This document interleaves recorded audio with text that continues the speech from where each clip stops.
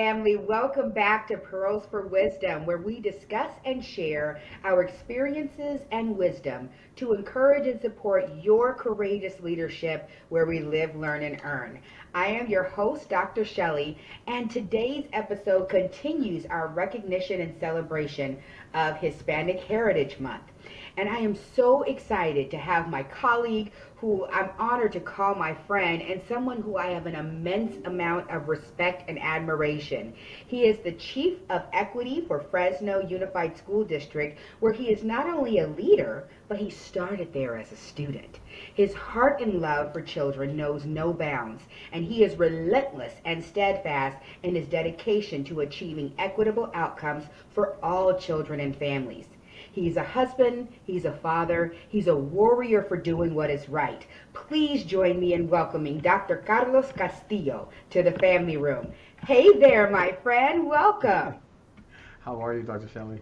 I'm amazing. I'm amazing. And this is so exciting because I know that we're going to share some things for folks to really help them be better and recognize that if we're going to be courageous leaders, I always say courageous leadership doesn't start in the schoolhouse or in the workplace. It starts at home.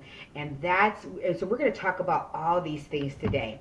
So it is Hispanic Heritage Month. I'm very excited about that and being able to share and showcase some of our leaders of Hispanic heritage. So my first question for you is, what does Hispanic Heritage and Hispanic Heritage Month mean to you? So, the Hispanic Heritage one is I'm proud that there's a month to be able to go towards this theme. I do have a little bit of a problem with the Hispanic word. I've always have. I'm not. We'll talk about that later on in the Yep. in the session.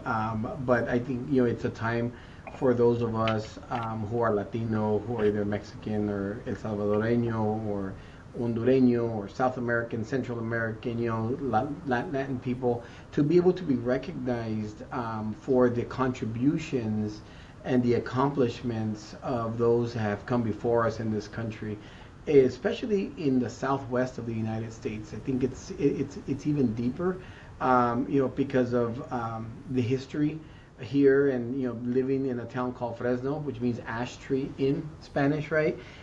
Gives us the history of where our ancestors have come from. So I think it's a very special time to be able to stop, pause, reflect, and make sure that society, people know the important contributions that Latino people have here in the U.S. and what we're doing, and how we are definitely a fabric of the U.S.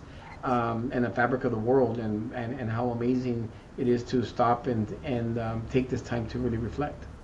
I appreciate that, and it's so important that we realize that there's more to Hispanic heritage than simply Cesar Chavez or Che Guevara or others that are very well known, but there are many everyday warriors, and that's part of what we want to showcase is the everyday folks that are doing the work.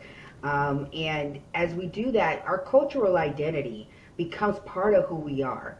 And we're in a phase right now in America, and I know I'm excited about it because so many folks are starting to embrace their cultural identity as opposed to how we historically may not have as much.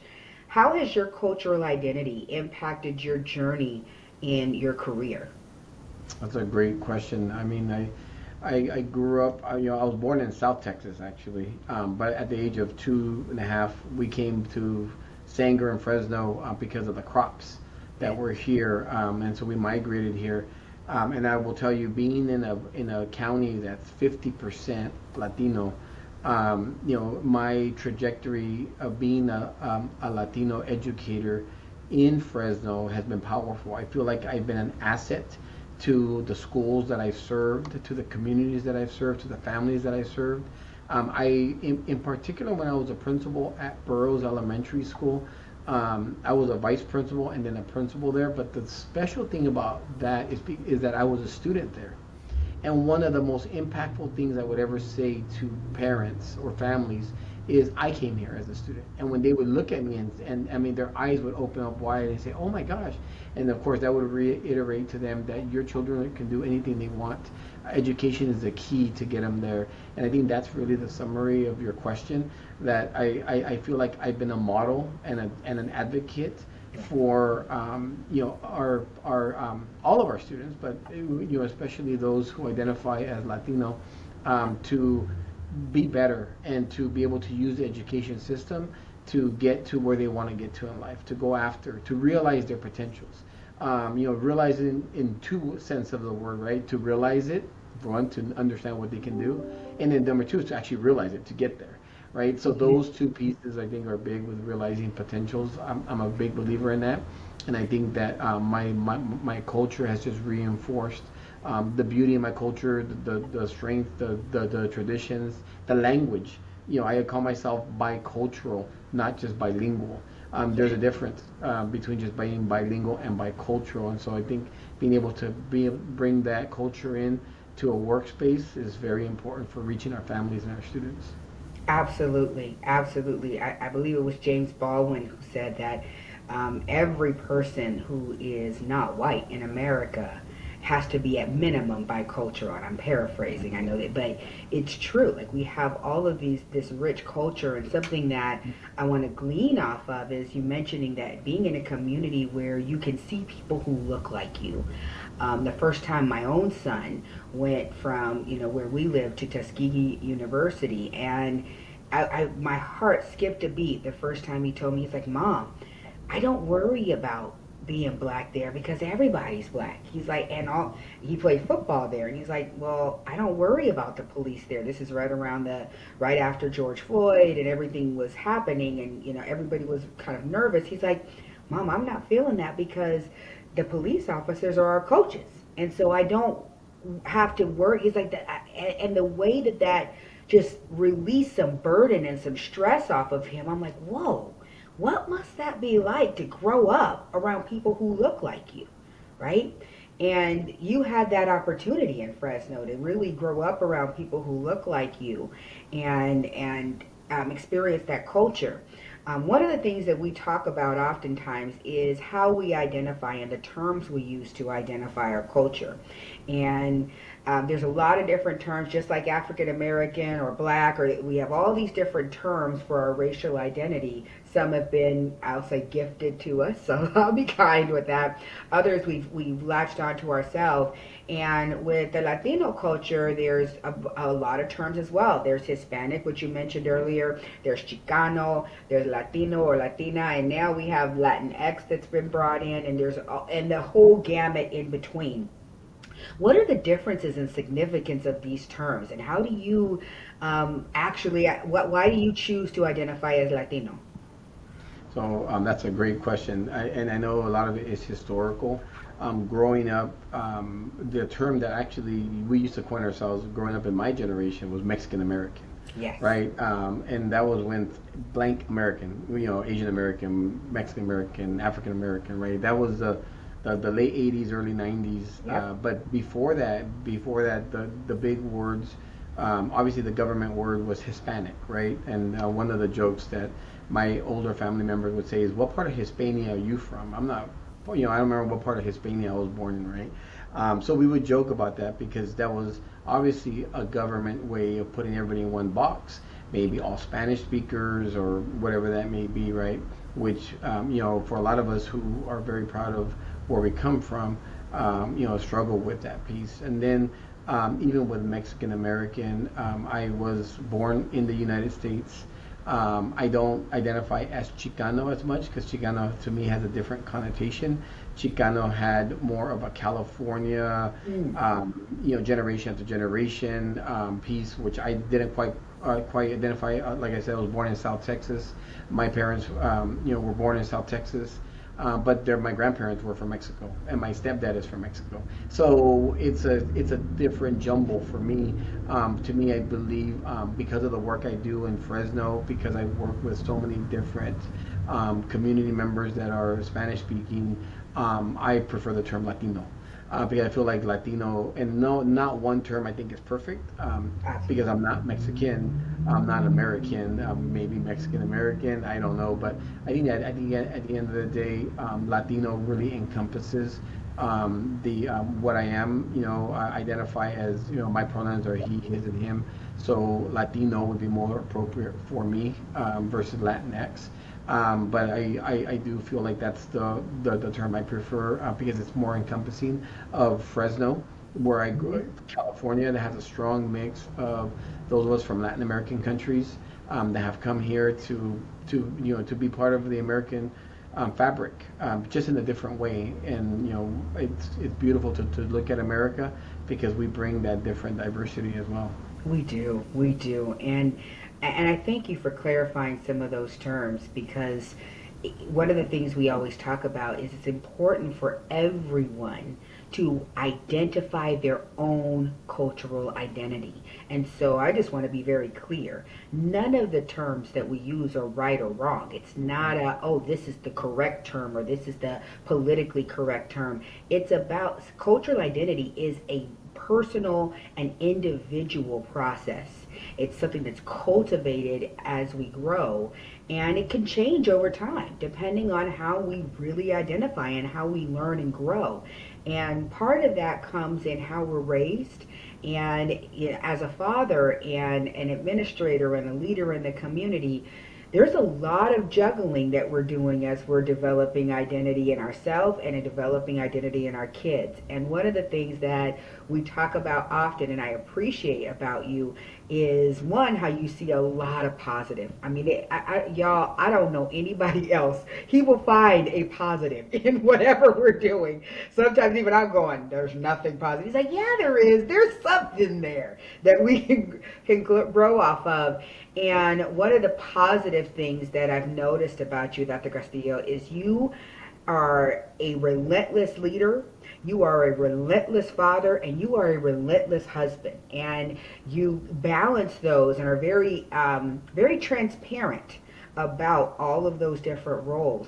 And so, what's it been like to raise your children in the same communities where you were raised? And how do you balance being a husband, a father, a leader, a friend, all the things that many of our listeners, many of which are educators, are all trying to figure out? How do you balance that, and what's it been like? It's funny that you asked that question because this question actually was something that was really premeditated as we were, my wife and I had just gotten married and we were really, the architects of our future. We were building it at that time. We were designing it. And one of the things that we designed our home, our cars, and our lifestyles to be around a single income family.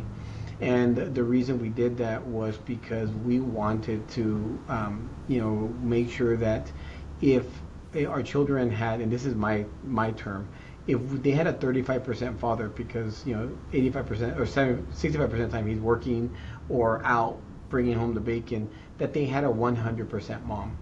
And so, through that, we were able to set up how we wanted to raise our children. We didn't have the biggest houses, we didn't have the newest cars, but we were able to, value that piece. And so, that part coupled with the fact that my kids are part of the Fresno community schools, and I'm in the Fresno educational system, has helped tremendously. My son, today I was at a training at Sunny High School where my son is a student, right? So I'm able to be a dad in different ways there. And, it's funny because my kids know, and especially as they get older, they really turn around to understand the sacrifices that their parents have made to make sure that we're there for them and that we're always there for them. I do think that my kids are proud of the accomplishments of their dad, both parents, but I think like recently with some of the positions that I've earned in Fresno Unified, the title of doctor and being a professor at the local university and the fact that just the biggest thing I think is that parents and families and children from all across the city, we can't go anywhere without someone recognizing me as a former student. And those are, I think, things that really show my kids that we're here to help everybody get better.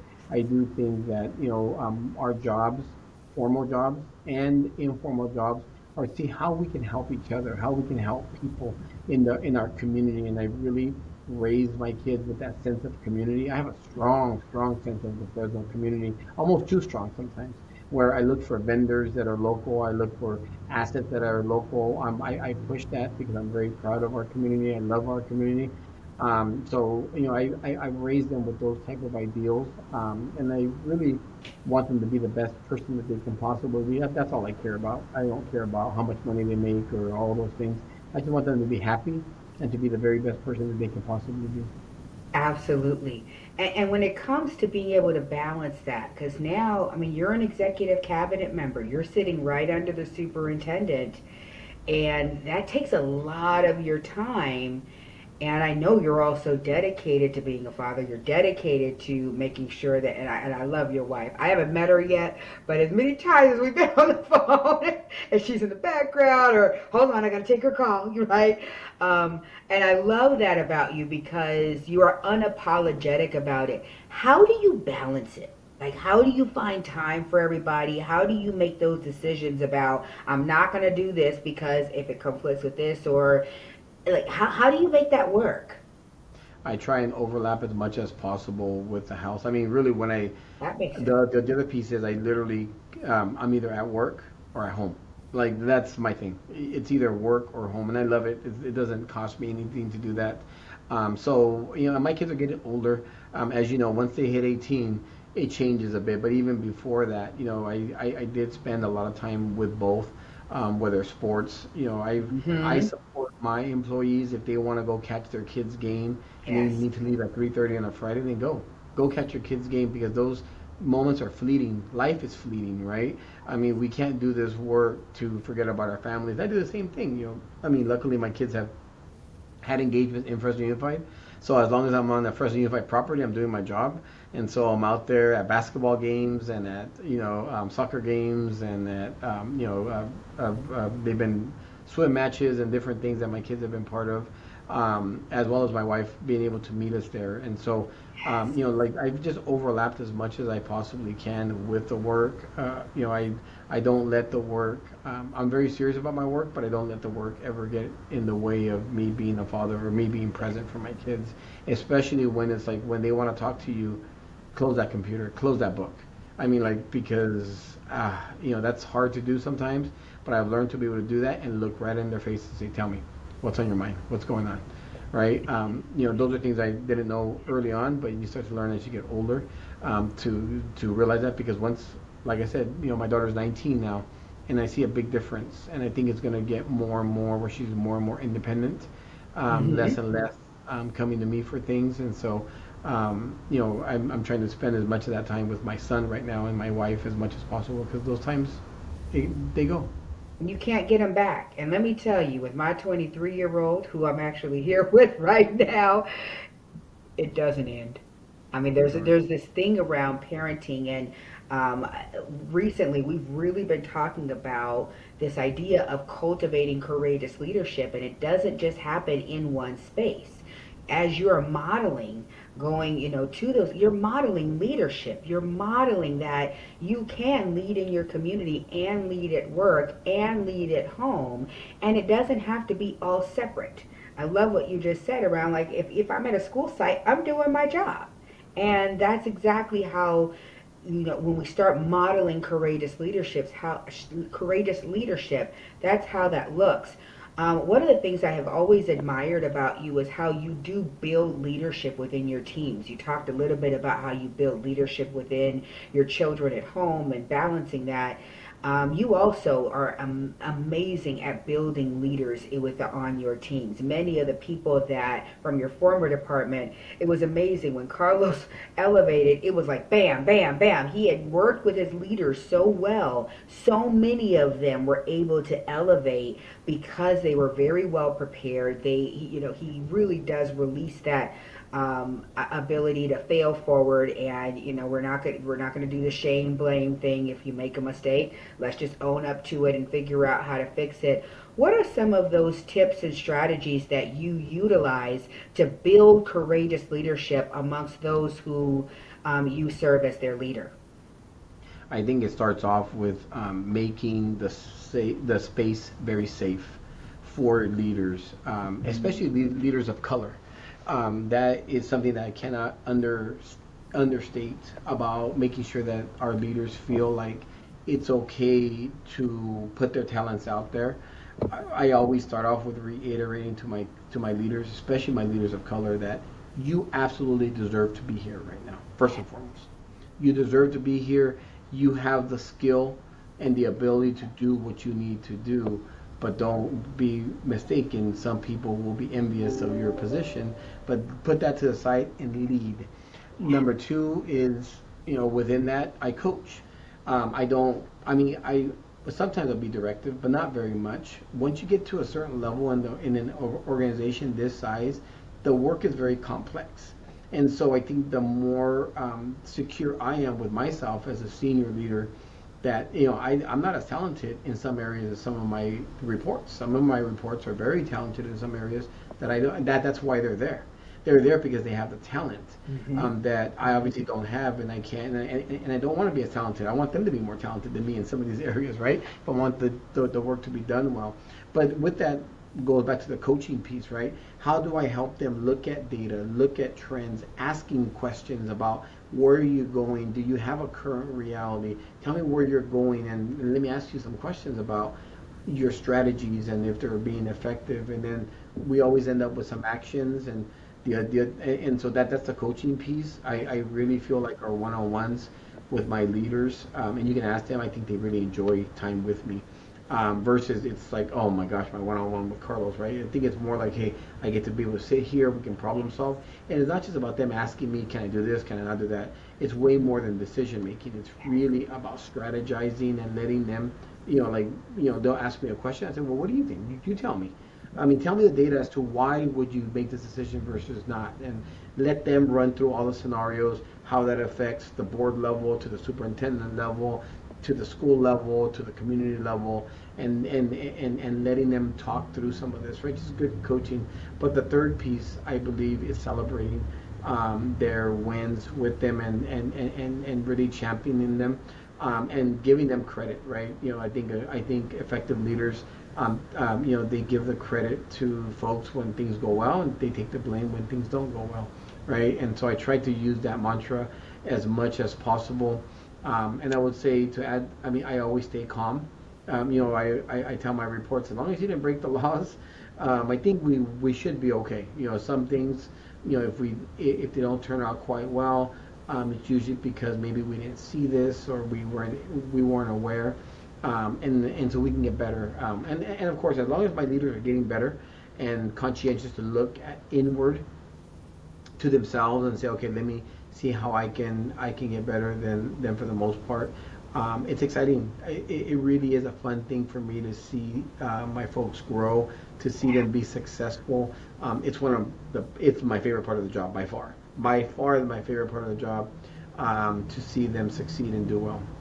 And partnering with you on this and watching that growth happen for all of you. I mean, it really is beautiful. And folks, when I tell you, Carlos is always here. Always here. And it's beautiful because that's part of your superpower, is just being able to calm the storm, be that eye in the middle of the storm, even when everybody else is spinning. He's, kind of sitting back going, let me see what's happening here. And that brings me to the idea of conflict, especially when equity work. And with working with leaders who may or may not understand their own superpower, working within the equity department, you work with a lot of leaders of various backgrounds who have a lot of different experiences. Cultural proficiency being something you're working to generate, to build in the district. But that does not come without conflict. Even with people who love kids, love what they do, are great with what they do, anytime you're working with human beings, there's going to be conflict. What is your approach or view of conflict, and how do you use that to keep the work moving forward? You can't do this work well if you're not comfortable with conflict. I think my experience as a leader at the elementary, middle, and high school has really prepared me to be able to be as calm as possible. I've learned calmness is also like a life journey for me, where I've learned to, you know what, it's not worth getting worked up. I see younger people do that, and it makes me laugh. It makes me giggle because that's how I used to be. That But I part. realize there's, That yeah, part. yeah, yeah, and I'm like, there's no need to get so excited over that. That's, you know, but I was there, and so luckily, you know, I've been able to learn that being calm. And now, don't get me wrong, I'm not always calm. You know, like, I mean, you know, it comes out sometimes. I know. But for the most part, I try and be 95% calm always. And, you know, conflict in a calm way, it's almost like it's hard to tell, but, you know, when, you know, I will tell people, I actually very firmly disagree with what you just said. And this is the reason why. And so if I'm wrong, then you tell me what strategies you're going to use to be able to, you know, get the end result. Because as of right now, what you're doing is just not getting results. And you know, I want you to think inward. Again, I always, you know, do that. Two is I put data. We look at data, right? I mean, we always talk about data and storytelling. You know, in equity, but also just in leadership, you need both. You need the data and storytelling. So when you know, just today I talked to a coach, a literacy coach, who asked me, why do we have to look at race when it comes to equity, right? And I said, have you seen our numbers and how we suspend and expel African American students? And she was like, well, no, but I heard it's not good. I said, well, 3.5 times the state rate, and it's 4 or 5 more times than how we suspend other kids in our school system. And I said, that's why we have to. Because until we fix that data, we're not, and so data doesn't ever lie. You know, data tells us what we need to tell us. And so we can use the data, and we got to continue to use data and say, this is why, you know, leave the personal part of that and put that in. And the third thing I think with conflict is, and this is a maturity thing that I mentioned earlier, it hit me a few years ago where I realized, wait a minute, in 12 years, I'm going to be retired, probably fully from this, right? God willing. God willing that we get there and we're good, right? And I think of people who are in their 60s who look at us right now running around that we're doing our jobs as senior level management in large districts, and they probably laugh and chuckle and say, again, like, look at what they're doing. They're running around. I live the same things. And the reason I say that is because I've been able to realize that I don't take conflict personally. Where people are unhappy about working conditions, or they're unhappy about dynamics or the district or that, it's really easy to take it as a personal attack. Like, you're coming after me personally, but it really isn't. It's something that is part of our system, and things happen to people. Experiences happen to people. It's not me personally doing it. Yes, maybe my position can help fix things and make things better in terms of conditions, but I've been able to leave that to the side and know that this is not a personal thing. Because I too, in 12 years, I gotta turn around and see, okay, who's running equity in Fresno Unified, and let me see if they're pulling their hair out as well, or they're stressed about this, and let me give them some words of advice. So, you know, like that. That's kind of where I'm at. Again, I wish I could say it's 100%. I'm not at 100% like that, but I'm much better at it, and I'm so much more happy about it. It really helps me be able to have difficult conversations in a way that, you know, that protects people. And that's my last point. The last point is, when you do have difficult conversations, I always want to make sure that I'm keeping in mind the integrity and the humanistic point of the person I'm talking to. I never want to tear them down, Yes. because they are someone's mother, someone's father, someone's sister, someone's brother, someone's daughter, someone out there loves them. And I love the people I love, and I don't want them treated that way. Yes, they need to do their jobs, but there's different ways to approach it, right? And so, how do we approach it in a humanistic way where we can say, hey, we need to get better at this, and I can either help you up, and if you're not wanting to, then I can help you out, right? But we have to do that on behalf of our kids. We have to Yes. make the decisions, but we can do it in civil ways, in a very civil way. So. respect and dignity is so important, and I hope y'all are catching what Dr. Carlos is putting down. He gave some amazing pearls for wisdom just right there. And you're right. I mean, it's a very interesting, and it feels like it just happened overnight because when we look at each other, I still remember being 25 years old, 30 years old, and being ever so hot-headed and getting ever so upset because kids are dying, kids, the school to prison pipeline, like we have to do something. And now we're and our leaders at the time were kind of looking at us like, yeah, it's been going on. And I'm like, how can you be calm, right?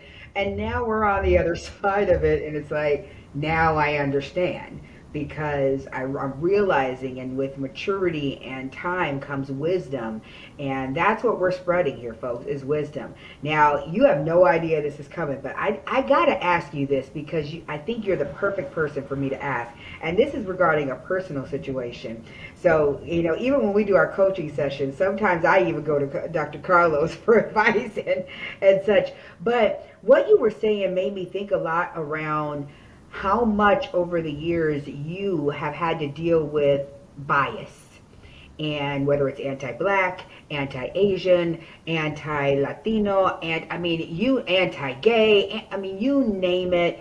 Fresno is an area where it's diverse in people. It's also very diverse in thought, and sometimes everybody doesn't treat everybody very well, and it's because people have these preconceived notions and around other people. And so this weekend, it was interesting for us. We had a neighbor from across the street come and approach my husband. Now, hear me when I say they approached my husband because they know better than to come to me with some of this stuff, right? And he came over to my husband, and I heard about it later. I wasn't outside. And he comes over to my husband, and they're, having a chat. And my husband is like, he's a people whisperer. I don't know what he does. He just attracts these kind of folks, right? So this man comes over from across the street, and we've lived there now going on 5 years.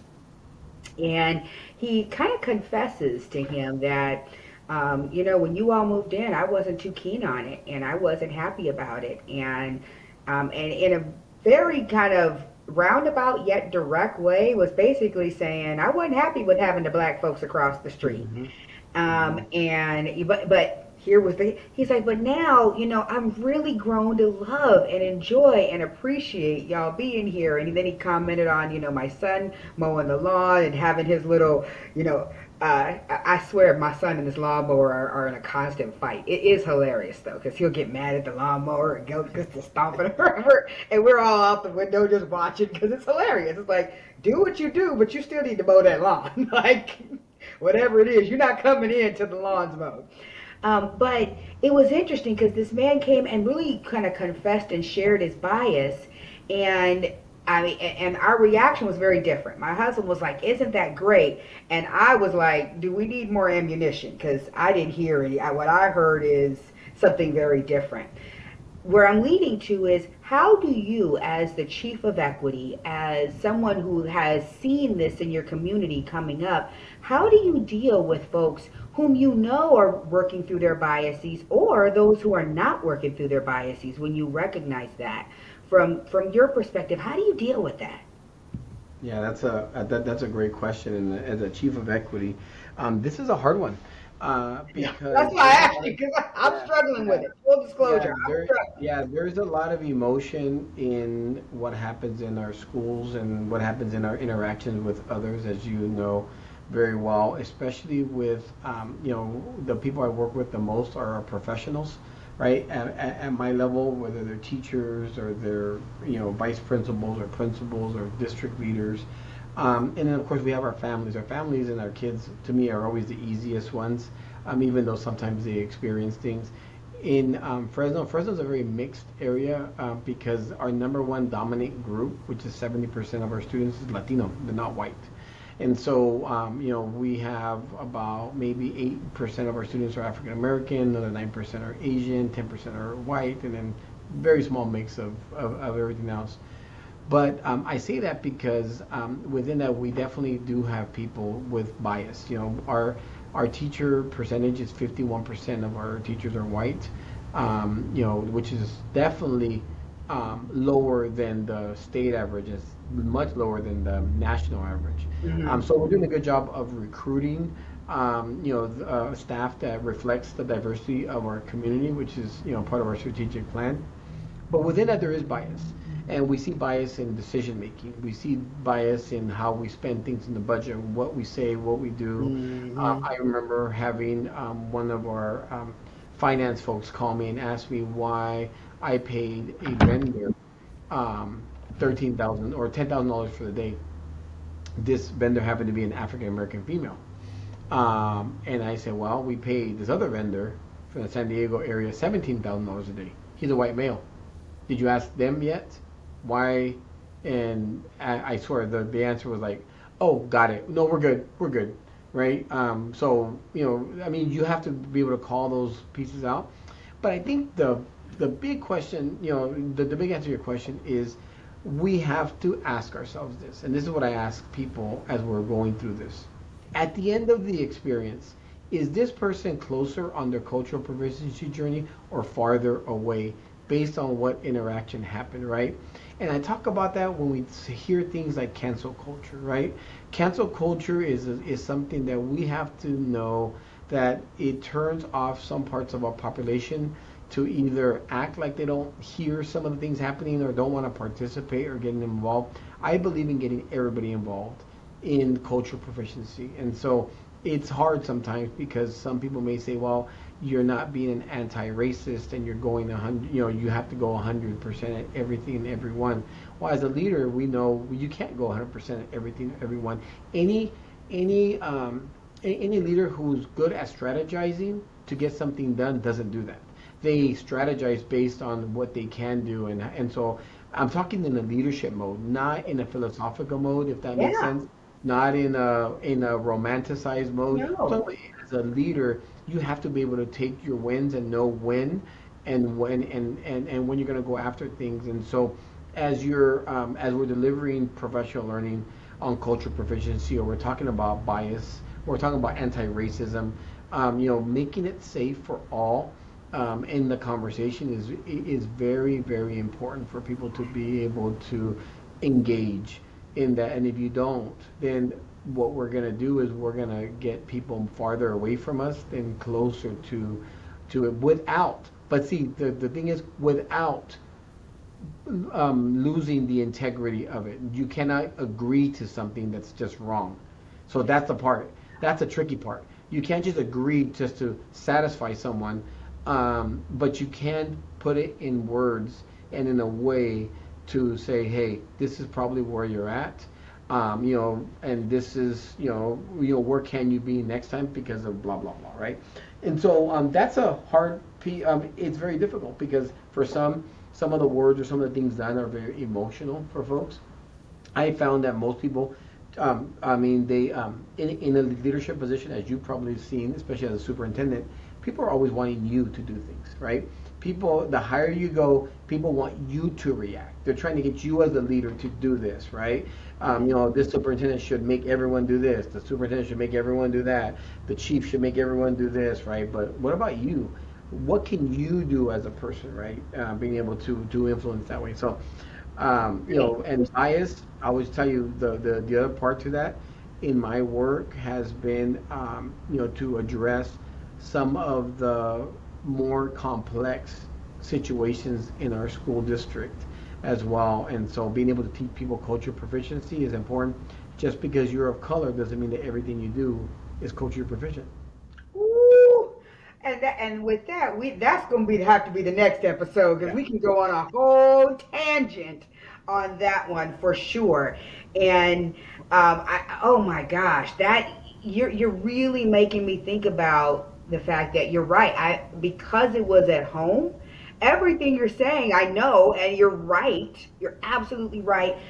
And I'm just reflecting right now how easy it is, even for those of us who are equity warriors, when it hits close to home, it's hard sometimes to still keep and maintain the fact that if we sign up for this work in this way, we have to bring people along, and that's not always comfortable. And I think, kind of what I'm feeling right now is the discomfort of, like, this is someone across the street. These are my kids. That means you've been what? But at the end of the day, he did come over and say it out loud. He didn't have to do that.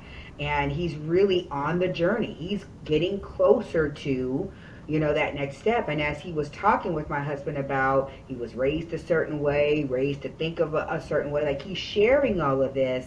And had it been in a session, I probably would have been like, yes, that's great, because it was in front of my house. And Right. I mean, I was like, oh my gosh, what do I do with this? And so I want to thank you, on a personal level, just for helping to shift my thinking on this, so that when I go home, I don't, start going outside going, wait a minute, what? Um, so thank you for coming on here, and visiting us at the Pearls for Wisdom podcast. As with every guest, we allow you and ask you to share your pearls for wisdom with us. So do you have any pearls for wisdom that you would like to share in closing with our audience from years of experience? This man is definitely, he's not done with his journey yet. He may be retired in a few years, but you're going to see Dr. Carlos Castillo in the state of California doing some things. Mark my words. What pearls for wisdom do you have for our folks? I mean, I think I kind of shared some of it in terms of my own life journey about being patient and not letting things be personal. For sure, that's one. The more you can take the personal out of it, the more courageous your leadership will be. But I will also say, data and storytelling. You have to be able to use the data. You got to have good data. If you don't have good data, you can't paint the picture that you need to paint to move the work. Oftentimes, leaders get frustrated, especially those first generation leaders. And when I say first generation, I'm talking about the first generation college going folks that, they're the first generation, like myself, to ever go to college and lead. I mean, I'm a chief of diversity, equity, inclusion in the third largest district in California, right? Who would have known that I would have been here? But I didn't know how to be able to use data to be able to illustrate to those in cabinet and those around me what the need is, and why we need to be able to push for whatever it is, whether it's K3 literacy, preparing our students for algebra, cultural proficiency. And not everyone is going to see things your way. So knowing that, how do you best illustrate? The better you can learn how to illustrate, not get frustrated, but if someone's not listening to you, it's because you're not doing a good enough job of illustrating it for them. So the better you use a one pager, a diagram, or something, a voice, survey results, families talking, the more you'll be able to move your work, especially your equity work, because those, especially to the equity officers, you know what I'm talking about.